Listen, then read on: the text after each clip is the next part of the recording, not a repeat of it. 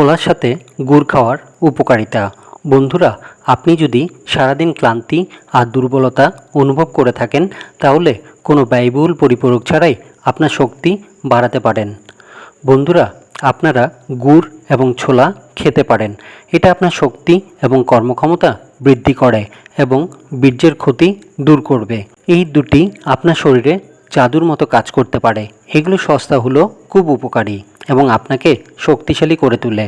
ছোলা শুধুমাত্র একটা ডাল না, এটা আপনার শরীরকে শক্তি দেওয়ার ভাণ্ডার।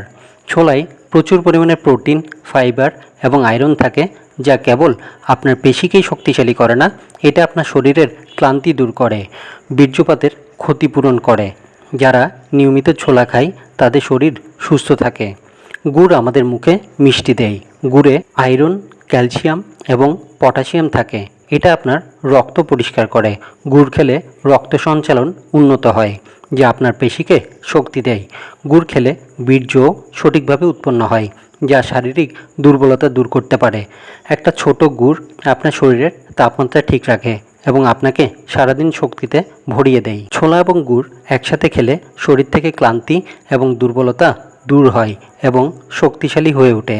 প্রতিদিন সকালের খাবারের তালিকায় এটি রাখতে পারেন। বন্ধুরা, এই ভিডিও দেখে যদি আপনাদের একটু উপকার হয়ে থাকে, তাহলে অবশ্যই লাইক আর শেয়ার করবেন, আর অবশ্যই সাবস্ক্রাইব করে পাশে থাকবেন। ধন্যবাদ বন্ধুরা।